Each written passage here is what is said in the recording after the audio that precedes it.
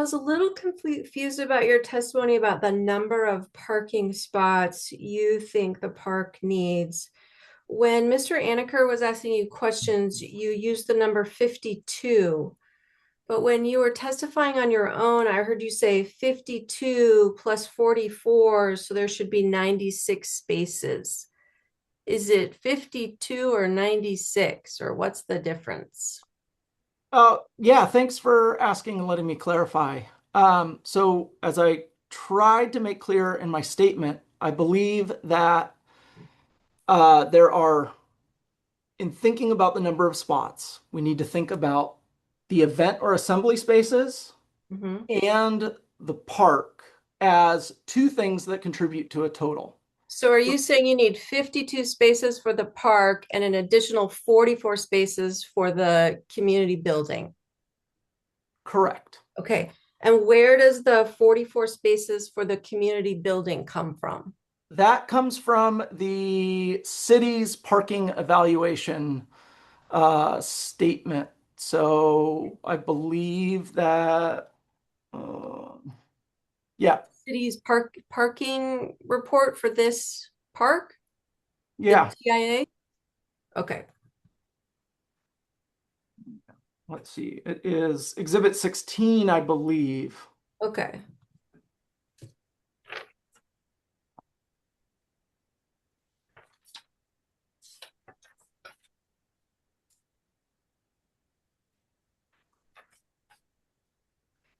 You talked about a 5-year report you got on Lyon Creek Park or Lyon Creek Preserve. Can you give me the title of the document you were referring to? Yes, give me a moment.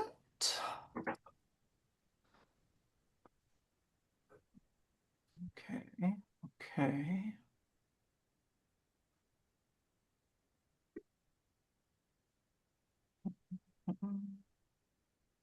All right. It is Monitoring Report dash Year 5 Lion Creek Flood Mitigation Project dash Wetland and Stream Mitigation Area. Thank you. And you talked about your car being sideswiped. Was it parked when that happened, or were you It was moving? correct. Okay. And was it parked on Beach Drive Correct. It was in front of your house? correct. Okay.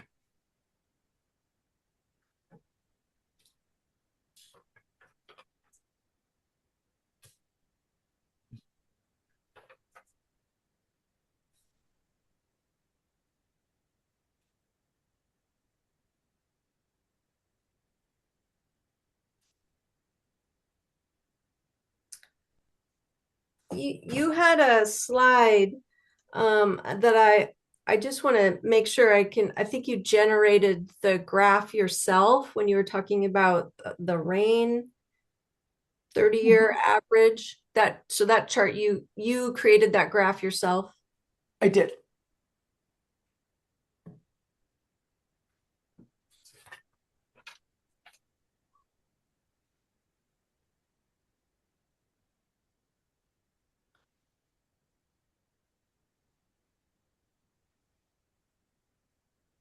You read some information from the geotechnical report, which was Exhibit 13.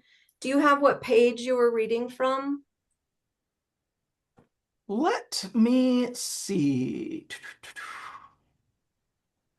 Uh, you know, are you, can you wait a couple of minutes while I make sure I don't have it immediately listed? Yeah, we can wait. Okay.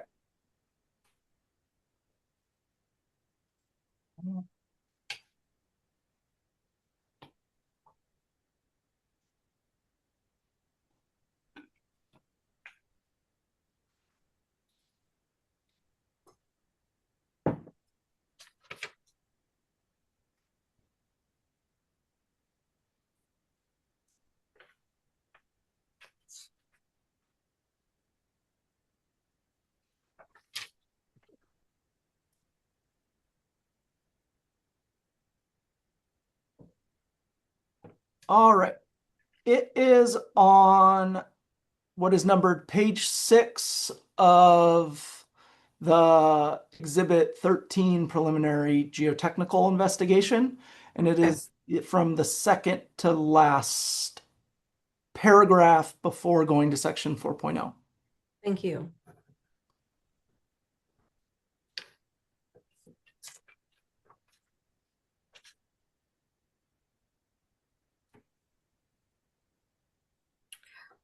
You did some calculations and determined that there was going to be an 80% increase in the impervious surface on the site. And it appeared you were looking at calculations on your screen. Can you share those calculations with us, please? I cannot, I'm sorry. Those were done in preparation for the um, SEPA comment, and I do not remember, or I cannot now because I do not know where those calculations are in a short enough time frame to be able to answer you. How long would you need to find them? I could get them, I could get aspects of it to you by tomorrow. No, we can't wait till tomorrow unless yeah. But so you when was the last time you looked at those? Uh, when is that dated? What that was in October, no? Okay. Do you remember how Have you you, did the calculations? Yeah, it was really painful because I was mostly going in PowerPoint and using fixed area things to estimate. I make no claim that it is a precise number. Okay.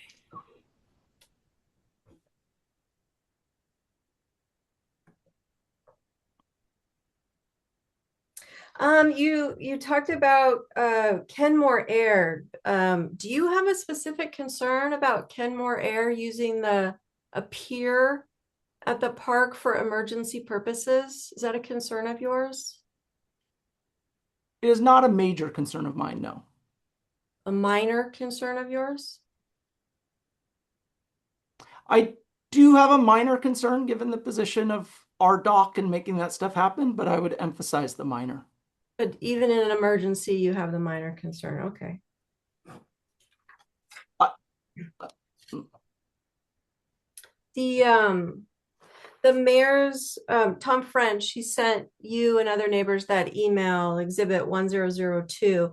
That was sent from his personal email, isn't that correct? I would have to check, Okay, let's but check. it certainly could have been. No, let's check just to be sure.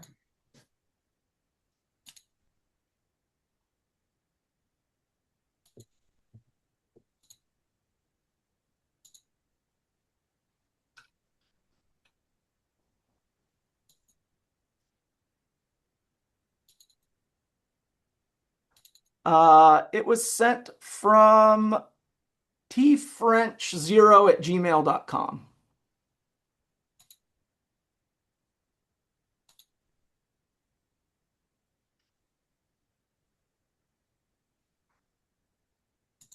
And that's the mayor's personal email address, correct? I believe it to be. I believe that uh, if his city account would have something identifying in the city, I do not know how he uses his accounts.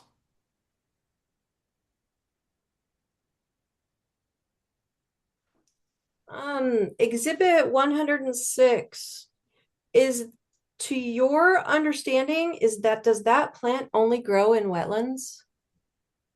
I think just a minor, I think you mean 1006. Yes, thank you. The photo of the Exhibit plant. 1006, your photo of a plant.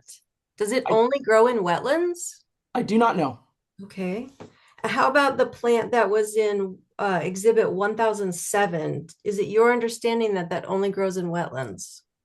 I do not know. Okay. I don't have any other questions. Thank you. Thank you.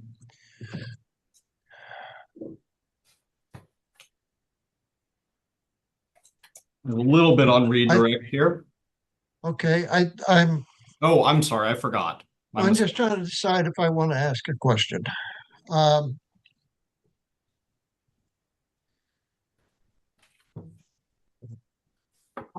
I think I do. I I may rue doing this, but I think I do. Fudge, um, how do I phrase this? What would you be able and willing to tell me what result you hope to achieve out of this appeal? What do you see from your perspective the best end result be? What are you and your wife seeking? Can I just quickly confer with Kalen? I would object, Mr. Hearing Examiner. I don't think that that's a proper subject of a question. Okay, that's fine. I'll drop it. Do you have redirect? I do just have a couple of questions on redirect.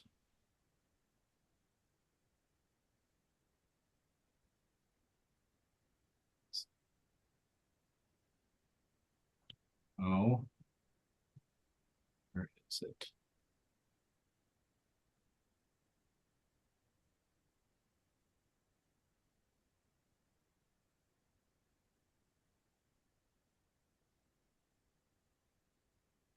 Okay. I'm sharing my screen. Well, I'm going to share my screen. There we go. Okay. Sharing my screen. It looks like, let's see what page we're on, but do you recognize this document, Professor Fudge? Yes. Okay. And it is Exhibit 16, which is the traffic impact assessment, correct? Yes. And you reviewed this pretty extensively. Am I correct? That's both a yes and no. I looked at some parts of it very closely. It is a very long document with a lot of technical stuff, so there are certainly sections that I did not look at very closely. What section, is there a section you looked at closer than the others? Perhaps? Well, certainly the text that was provided, I tried to read fairly closely. There's a lot of kind of data supplements and reports from other places, and so some of those I got into in more detail than others. Did you look at the parking section at all? Yes. Okay. You reviewed that pretty closely? Yes. Okay. So we are on Bates number 0518. This is PDF page 17. So was this paragraph, which is headed Lake Forest Park Municipal Code, the section that you were looking at when you got the number 44 spaces for the big house? Yes, though I would say that there is a table later on that makes this even more clear. So if you scroll down a page or two, there, wait, nope, That not one? that one. Keep going. Keep going. Keep going. I guess it was further down than I thought. That one. So the bottom entry there, I think is the most succinct. Okay. So and is that for, and so how that number, as you understand, is that number for the entire park? I understand the number 44 there to be the calculation that the city is representing as being the total that is required under city code for a recreational facility. And you remember how many parking spots are being supplied for the project? I believe it is 22, 10 on site and 12 off site. Okay. No further questions.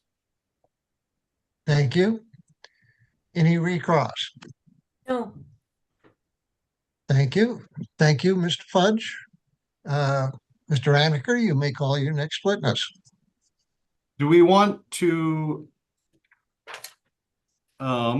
so do we want to call Mr. Greentham here, or is my, Well, I understood you do have a witness that is only available today, so I since have a it's- witness that is available today and tomorrow, and then a witness that's available on Tuesday, as I explained this morning.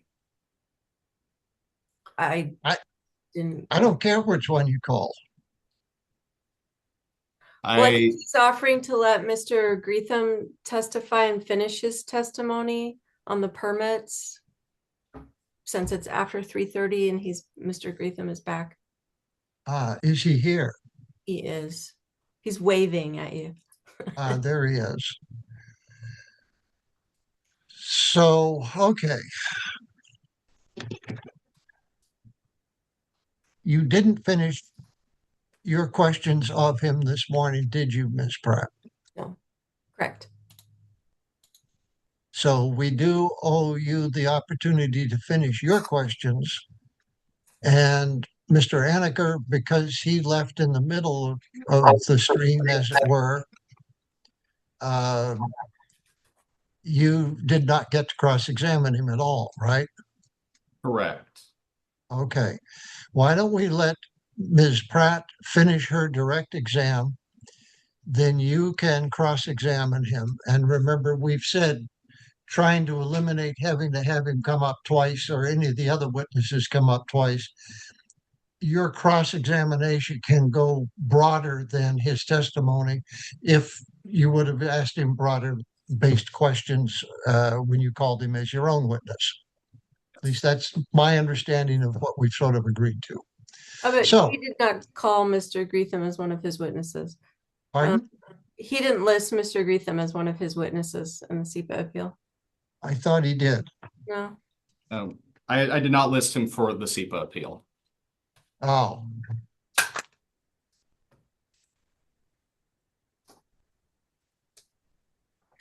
And I'm planning on Well- recalling witnesses for the SEPA appeal after I understand what their case is, when they're finished with their case. yeah. You called Mark Hoffman, not Mr. Greetham. Okay. Anyway, let's let Ms. Pratt finish her examination of Mr. Greetham. Mr. Greetham, you're still under oath. Mr. Greetham, I think you had a material prepared on the permit issues. If you want to just go ahead from where you left off earlier today. Yeah, thanks for accommodating my schedule change. So when we left off, we had just entered new exhibits that were comments received. We had also recommended a modification to condition number 22 and got some of those procedural things out of the way. I've got a few sort of just key issues of the review process, and then a few of your questions from yesterday, Mr. Examiner. I think people are still working on the whole list, but I can address some of your questions from yesterday as well in my response. So with jumping back into the presentation, we already know what the proposal is. There's a thorough presentation. I mentioned at the beginning of my testimony that the staff did confirm, the use was appropriate in general, and we determined it's a preferred use under the state waters of the state and shorelines of statewide significance, both of which are applicable here.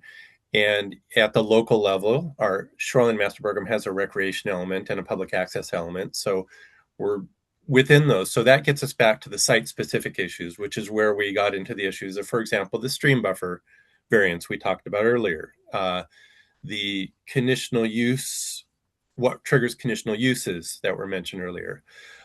Some of the key features in our review, or maybe drivers considerations, were the fact that there are 2 existing docks on the property now that would be eliminated. The resultant pier as proposed would still be larger than those, and coverage, but it is proposed for a public use. So the public use is a factor, and I think the reasonable use discussion that was happening earlier, that for the for public use, well, I'll jump a bit to, does this SMP address docks for public use? And my answer to that discussion is in the use and modifications tables I referenced this morning. You might recall the use table is SMP 7.1. So that's referring, okay, what's a conditional, or excuse me, what, is a conditional use. Under the modifications, it lists things such as floats, piers, etc. That table distinguishes between associated with residential and not associated with residential. So because it does have a category in the modification table 8.1, addressing specifically those piers not 8.1 or 7.1? Excuse me, there are two different tables. I believe it would be 8.1 because this is a shoreline modification. It's an overwater structure. Thank you. Both tables apply to the project, but there is a section or distinction between associated with residential uses and not associated with. So I believe that helps answer the question, does the SMP contemplate public docks? It is true that in the section for the dimensional standards that are variances requested from, in that section, it doesn't talk about residential versus public. So that may lead to some confusion. But in any case, I want to point out that there is a distinction for those not associated with residences in that table. Now back to the site, we also considered the fact that the project was heavily developed. We're not starting from a undeveloped condition, and that's a factor when you're looking at the no net loss standard under the Shoreline Master Program. What are the baseline conditions? An essential element of our review was the professional reports indicating that the design is intended to create a functional lift with the critical areas. And we've talked about, there's been much discussion already about development within the buffers. It's very clear there's development within the buffers, both stream and wetland. That's very clear on this property, no question about it. And so the question is, the lens we were putting on as reviewers, remember I talked this morning about the applicant, we're all the city, but there's the applicant and the reviewers. I was part of the review team. The lens we were using for the review is, does that functional lift meet the standards of the applicable critical area regulations and under the SMP and get us to the no net loss requirement as a whole? And so the property, due to its pre-developed nature, does provide some opportunities there that you might not have on other sites. So that was a key sort of factor in review. And so to answer that question, we relied on the critical area studies submitted, and those have been referenced as exhibits, the mitigation plan and critical area reports. We talked a little bit about this. I just touched on it this morning, but I wanted to circle back. What's called the flexible community use facility or the community center. I've seen various terms. The review lens we applied in the staff report was in our recommended conditions of approval, 1 through, I believe it's 29. Yes, 24 is intended to address what some of those accessory uses, how they might fit with what's allowed under the Shoreline Master Program. And that operational plan does have some bookends actually built into it, but also references back to SMP 710, which is, keeping us focused on accessory to. It's not a primary use. The park and shoreline access is the proposed primary use. As we talked about this morning, the table does allow with conditional use review and accessory use. But the key to that condition number 24 is to make sure we keep it within those bookends of what's allowed in the SMP. I will add that I was part of a review team. I assisted the director with getting a complete staff report, worked with our colleague, Mr. Bagby. And so there are some areas of the review that I wasn't personally the lead on. Maybe parking is an example, trees are an example. So there may be some areas where we collaborated and one person on the team had input on that. For example, the director had the lead on the parking issue. I just want to point out that we worked as a team on it, so no one person necessarily knows every aspect of it or has every answer, but that just provides some context. I also wanted to address a few of your questions from yesterday, Mr. Examiner, and I'll just read the question numbers. I don't have all the answers yet. I know various team members working on them. And you can let me know if this has already been answered. Question number 2, why is Facet listed as applicant? I did want to point out that the staff report itself does on page 1 list the city as the applicant, and in parentheses, authorized agent is Facet Northwest. So they were asked, essentially acting as a permit agent. You heard this morning testimony about them filling out the applications, presenting the application materials. So I did want to point out the staff report itself does clearly list the city as the applicant. We addressed question number 3, formal application sheets were submitted, and we'll rectify that by adding those as directed to the existing exhibits where they should have been the cover sheet to start with, or that should have been included. I'm going to jump to question number 12. The question was, is Urban Conservancy a zoning category? And the answer is no. Technically, it's a shoreline environment designation. So Shoreline Residential, Urban Conservancy. And again, Urban Conservancy was one of the triggers for the Shoreline CUP, as we heard this morning, because we look at those modification tables, 8.1 that we just talked about, clearing and grading within the Urban Conservancy is a trigger for a conditional use permit. So that was presented this morning. But again, that's a shoreline environment designation, which is essentially a shoreline zone, but not the same as the upland zone. So it's an environment designation. I believe there's testimony this morning on your question number 14 regarding the HPA by WDFW and the grating. I think that was addressed. But yes. Okay. Jumping to number 15. This is maybe a question that I would ultimately defer to City Attorney Pratt, but I will say your question was, are shoreline administrator determinations binding on the hearing examiner?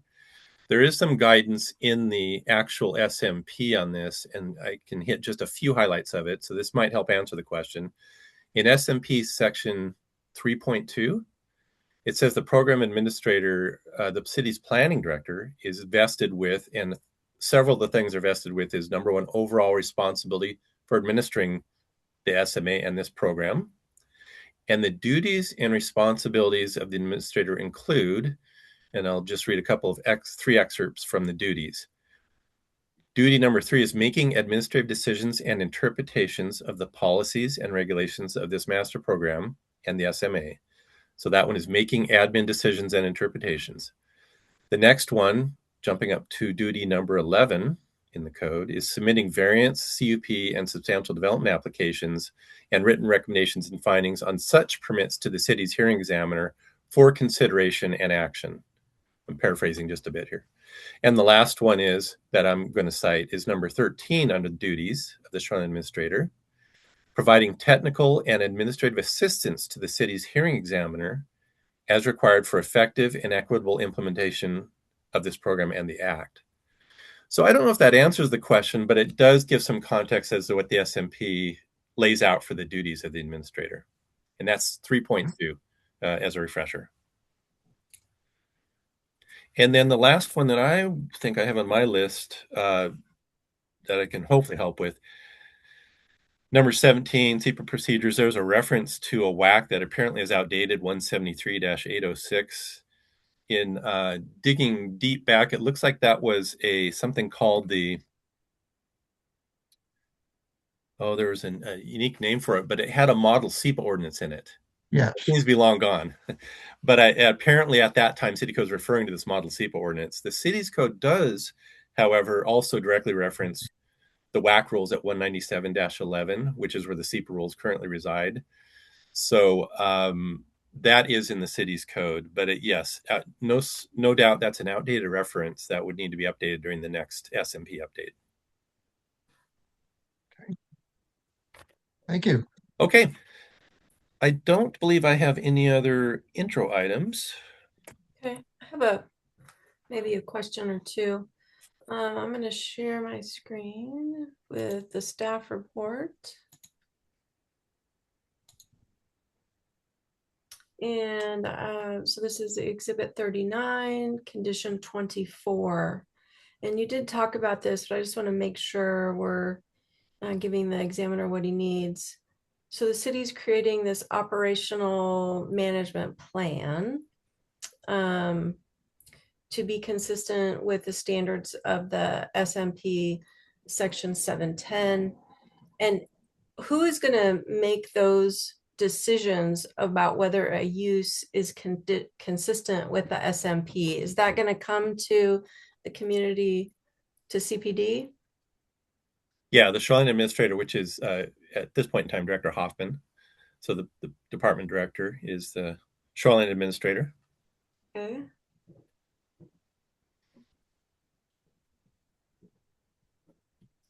Okay. And the hours of park use, dawn to dusk, where does that come from? Is that a code recitation? That's very typical of city parks and parks region-wide. But the reason that the A was fleshed out a bit to allow up to 9 p.m. at the center under this proposed condition is the daylight hours can be very short. Dusk can come pretty quickly during the winter. Mm-hmm. So that was in recognition that indoor uses would not necessarily intend to be restricted just by the dawn to dusk. Okay.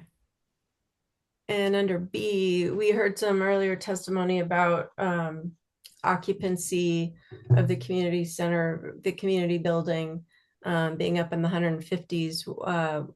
Why is B got 95 in it? Unfortunately, I missed that part of the testimony this morning.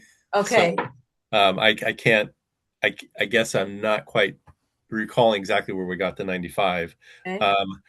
I know that, and this has been a theme of the discussion we just heard too, obviously there's not a large on-site parking area.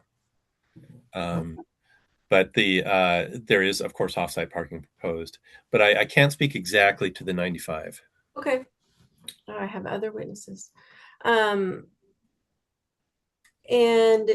who would be 24C refers to a transportation plan from users. And would that also be CPD who's reviewing that transportation plan? Yes. Okay.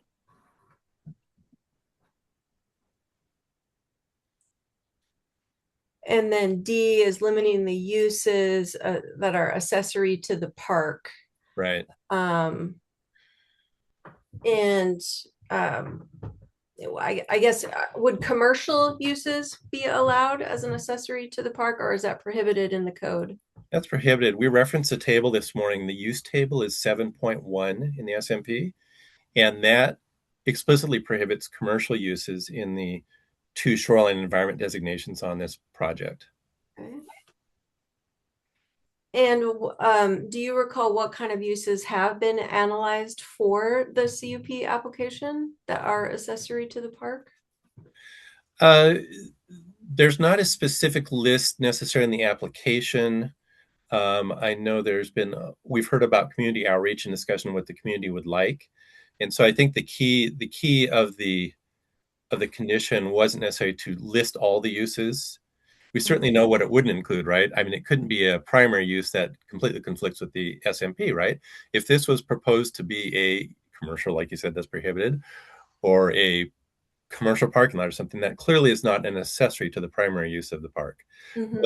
But the idea was to at least include these bookends that refers back to the SMP Mm-hmm. when reviewing any plan or proposal for the use, so it can be turned to be an accessory use. Did the application talk about community group use? Yes. Yeah.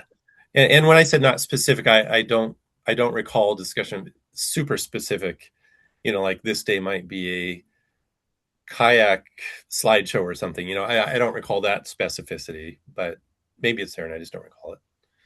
I will guarantee kayak slideshow is not in the application. But the intent of the condition is to, again, tie it to the SMP. Mm-hmm. We're in the shoreline jurisdiction here, so we've got to tie it to what the SMP would allow. Mm-hmm. Is our city meetings included in the application in that flexible use of that space? They could be. Again, the conditional use review allows for consideration of some of those accessory uses. Okay. And I would imagine there are some, I think we can predict there's some group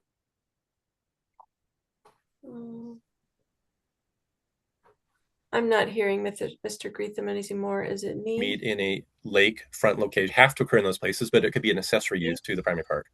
David, your Sorry, did I audio freeze? kind of went out there. Yeah. Yeah. Could you answer that again? I'm sorry. Am I freezing? You're intermittently freezing. Maybe turn off your camera if the hearing examiner doesn't mind that. Okay. I Sometimes don't mind. Okay, we'll give that a try. Okay. What were you saying right before that? I guess to wrap up, the key is to tie the condition to what is allowed in the Shoreline Master Program Oh, okay. as accessory.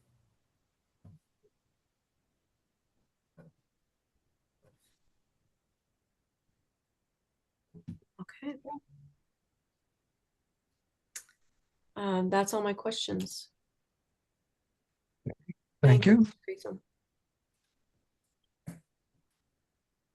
Mr. Aneker, do you have any questions for the witness? I do, Mr. Hearing Examiner. Okay. Mr. Greetham, could you please just repeat let me start over. Could you please tell us what your title is with the city? Yeah, I'm a temporary senior planner with the city. Why temporary?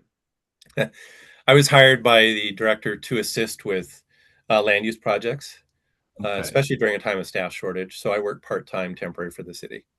Were you hired for any project in particular or just generally? Generally for a series of projects, I think this project was coming at the time, but it wasn't specifically for this project. There were a series of land use projects that needed attention. Okay. And you're familiar with obviously you're familiar with the Shoreline Master Program. Yes. And you were involved with reviewing, and are you the code administrator for this for type 1 permits? No. No. Okay. Who is that? The director is can I clarify? Are you asking for that relative to the Shoreline Master Program? Relative to Lake Forest Parks Municipal Code. Yeah, that would be the director. Okay. And who is the director? Director Mark Hoffman. Okay.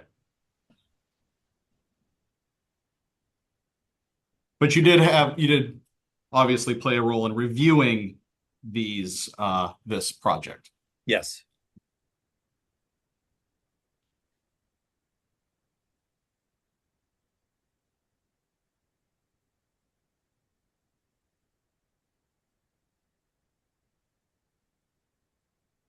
And were there any submittals of alternative designs for the pier? I have not seen an alternative design submittal for the pier. No. No alternative designs for the float? No. Not that I'm aware of.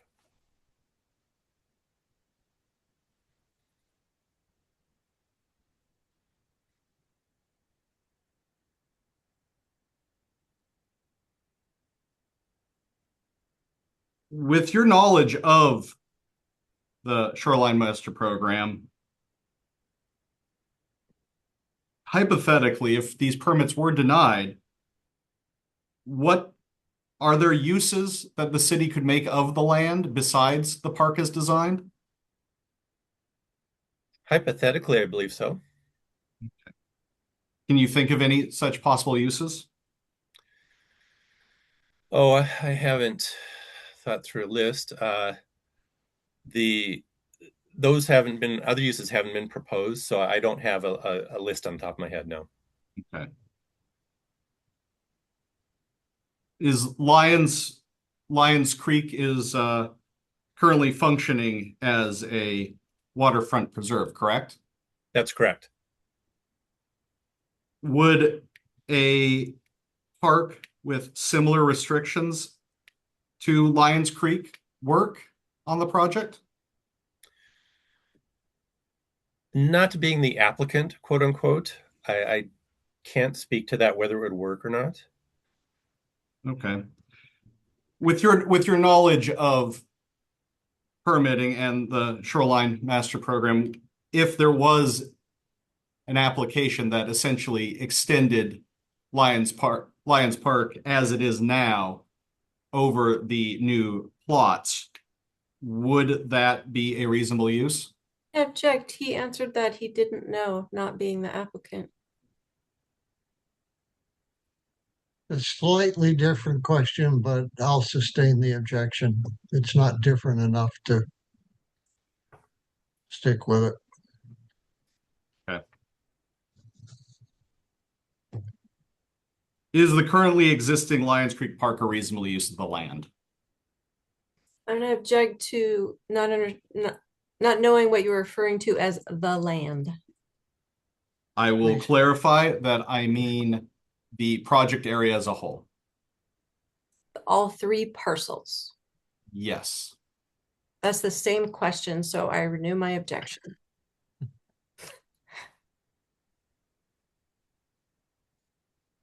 I don't know that I took prior questions as implying all three parcels.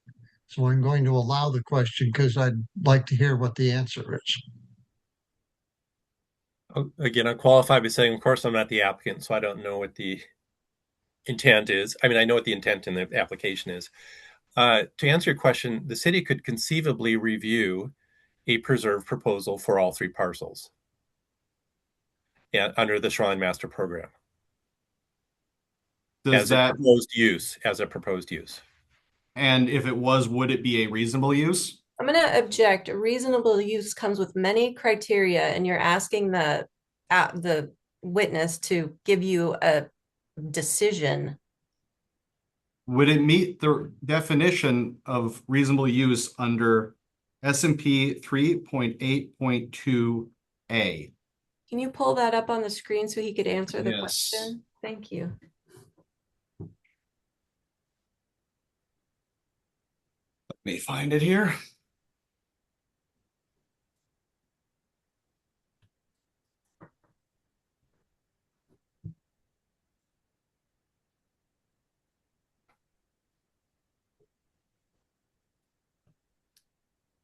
Let me make sure I'm getting my citation correct. Here we go.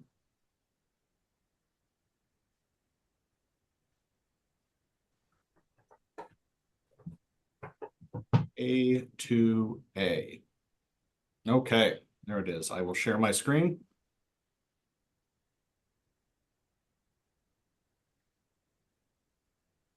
And I even highlighted the section above it. Criteria for granting variances, and we're talking about A. That's hard to answer because I'm not reviewing an application for that, what you're describing. I think my prior answer is still, it's certainly something that could be applied for on the property. And, but we'd have to go through the criteria to answer your question. Is it a reasonable use? They have to meet all the criteria for reasonable use, they being an applicant. So without going through all the criteria and analyzing the project, I can't give that final, would it be a reasonable use answer?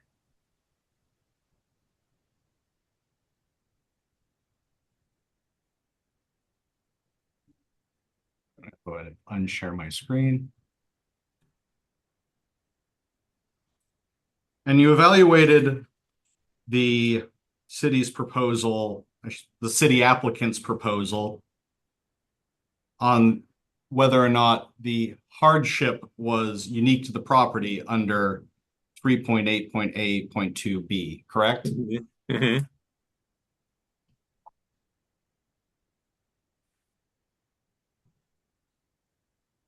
And the city was aware of the delta at Lions Creek and the other natural features on the property when it was purchased, correct?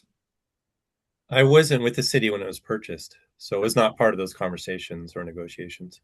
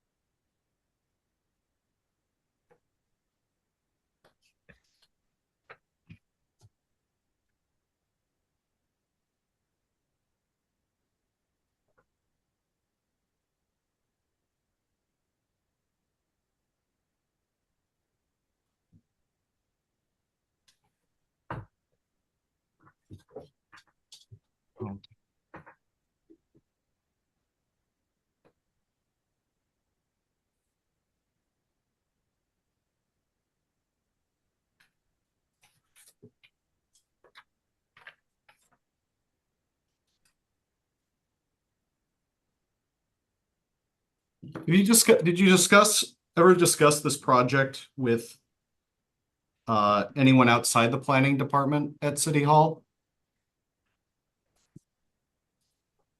No, I don't believe so. I don't recall any of such discussion. I work remotely, so I'm not normally circulating with folks outside of the group I'm working with. Did you ever you never discuss this question with any city council members? No, Did you ever discuss this project with the mayor? no, Anyone in the mayor's office? no. No elected official directed you to approve the variance or any other permit? That is correct. No such direction. I'm going to object to how insulting that question was. I'm not aware that insulting is a valid objection. Well, I got to get it out there anyway. Okay, it's been answered, so let's It keep moving. has. Thank And the you. answer was no.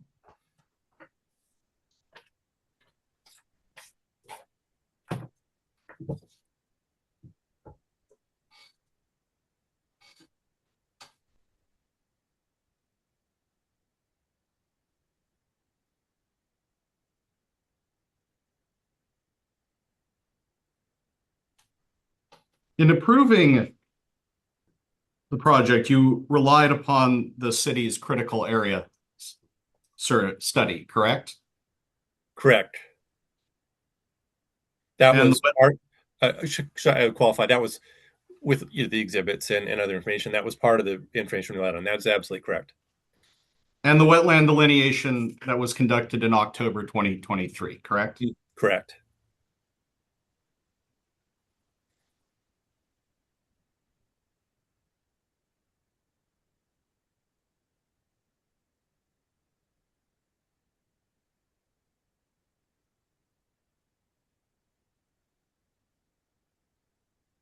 If the bounds of one of the wetlands was to change significantly, would that require a re-review of the permit packets?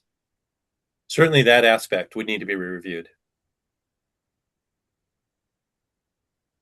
And I should qualify that by saying if it's goes through the correct process where it's professionally determined and agreed that a boundary is changing significantly, as you stated, then yes, it would need to be reviewed.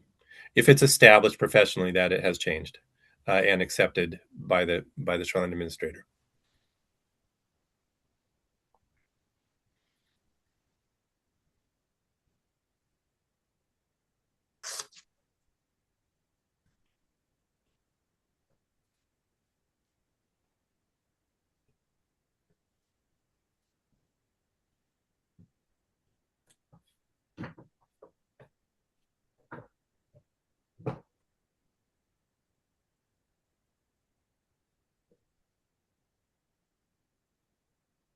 I'll reemphasize that to qualify that question, the director is the shoreline administrator, so the ultimate decision rests with the shoreline administrator.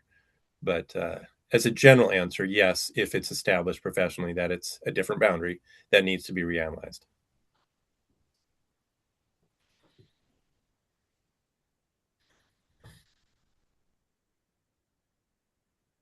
With regard to parking, what is the number of parking spaces allotted to the plan? 22. 22. And how did you arrive at the determination that that was the correct number of parking spaces? This is an area where I mentioned earlier that we've divided up duties. So I can't speak directly to the parking review. I'll defer that to the Shoreline Administrator and Director. But the parking and traffic analysis that's submitted as an exhibit has a recommendation in it for number of parking spaces. Did you follow that recommendation? I believe I didn't review the parkings personally as part of my review, but I believe that the proposal is consistent with the recommendation. I would have to reread it to confirm that. What if it wasn't consistent with the? That's where I would defer to the director as the lead on the parking review. Mr. Hoffman is the best person to ask about parking review? Correct.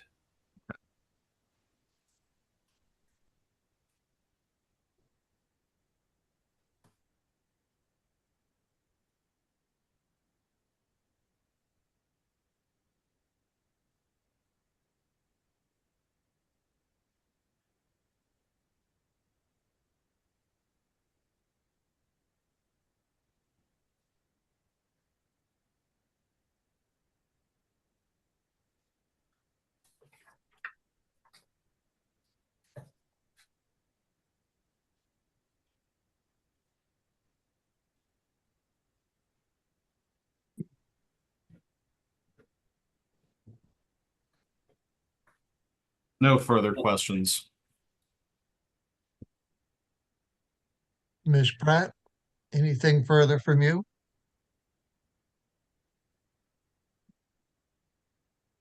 I will try my camera again. Please let me know if it gets fuzzy, and then I'll duck back out the way I just did. But I'll try my camera on again here. You testified about alternative designs being submitted to the city for the pier, and you said alternative designs were not submitted. Do you know if they were considered by the applicant, alternative designs for the pier? In discussing with the applicant, I can't speak specifically to what internal designs the applicants reviewed, Okay. but we did, as reviewers, discuss with the applicant under the intended use, why were these designs landed on as far as the final design. Okay. And there I think there were even some changes between the 50% and 70%. For example, the kayaking location changed, I think, for various reasons. Okay. So I guess that technically that means the design has changed over time, and I have seen at least two designs, but I don't know whether we'll call them early alternative designs were proposed by the applicant. Or considered by the applicant, I think is my question. Yeah, Not even proposed. Okay. Yeah, considered. correct. And is your answer the same for the float? Yes. I have not reviewed alternative designs for the float or seen. You know if they were considered by the applicant? Yes, the applicant described the entire float pier ramp proposal to us in our staff discussions. But do you know and why they were considered or why they were proposed? So presumably they were considered by the applicant. alternatives were considered? Okay. Objection, misstates testimony. Okay, then I'll just ask. Mr. Greetham, do you know if the applicant considered alternative proposals for the float? Not with certainty, no. Okay.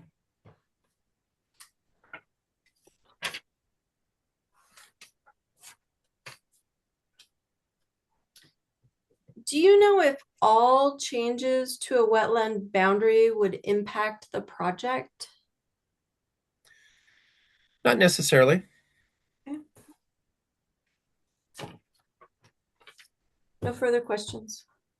I have a question I want to put in because maybe I'm missing something, but I don't think I have exactly figured out the applicant is the city of Lake Forest Park. Who is the city employee, if anyone, that has represented the project as the proponent of the project? You've said a couple of times things like the applicant proposed this and we had a discussion with the review team. Who's the applicant? What person? Corey, oh, excuse me. I'll defer to you, Attorney Pratt. Yeah, Mr. Gelda, it's not one person. Okay, can he answer that question? Who's the applicant? Is it community development? From a reviewer standpoint, Facet is acting as the applicant agent. So they've been the primary, when we reach out, we, the reviewers, reach out for information. You'll even see an exhibit where we reached out to Facet with an information request. So essentially Facet was acting as the permit agent, applicant agent. And the team I described was acting as the reviewing team.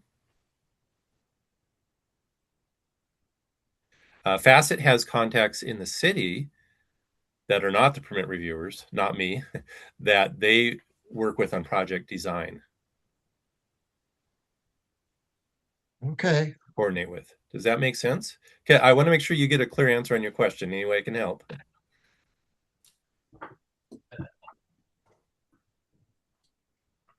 In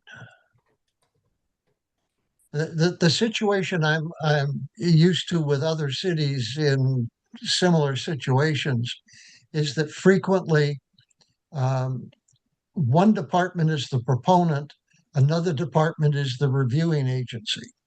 And so, yes, you've got city staff and they all work for the same ultimate boss, the mayor or the administrator, however the city's set up. But you have two different departments that are involved. It could be, in some projects, it might be public works as the proponent and planning or community development as the project reviewer. Could be parks and recreation as the proponent and planning's the reviewer. This, and maybe the issue here is that you're a smaller city. You don't have a parks department, I don't think, per se. And maybe that's why I'm a little befuddled at exactly who, if we wanted somebody from the city, not Facet, but from the city to represent the applicant as the proponent, I'm not sure that I understand who that might be. And I'm also not sure that it makes any difference, but it's it's stuck in my craw that I'm trying to figure out who the applicant is as opposed to the reviewing staff. Yeah, and you're correct. We are a small city. In my experience, I think much of the project design happened well before my time with the city. But Corey Matson, our community outreach programs person, has been acting as a conduit to Facet as far as project design, and probably others that I'm not aware of. So because it precedes my time.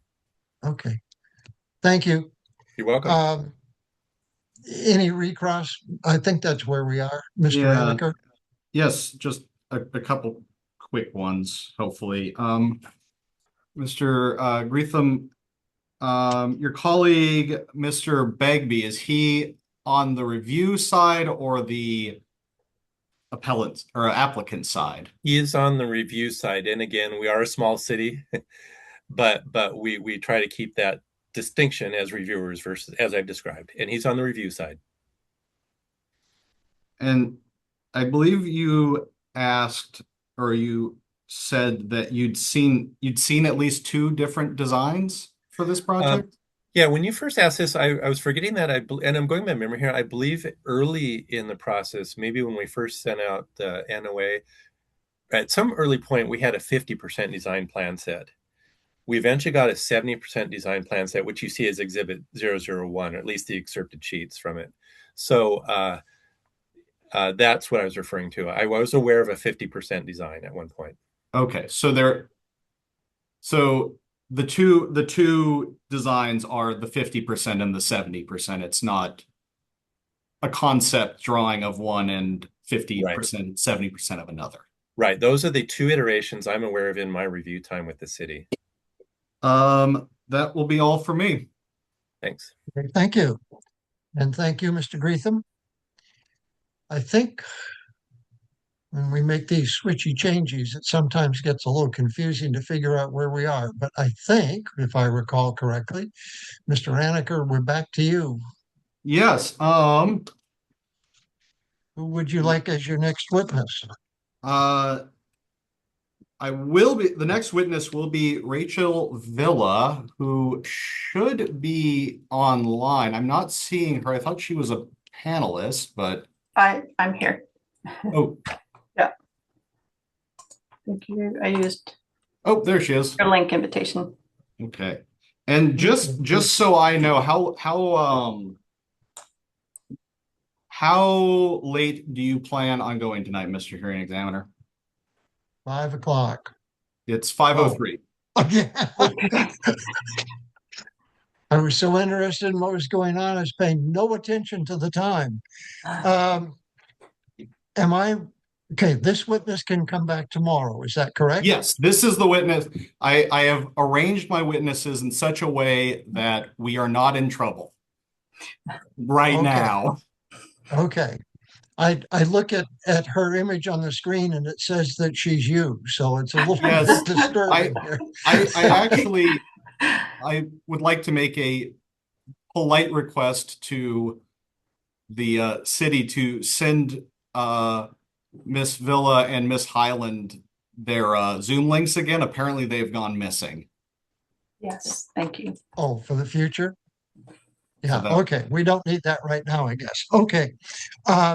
I'm assuming that this will be one of your main witnesses on the SEPA appeal issues. Is that a reasonable assumption? That is a very reasonable assumption. Okay.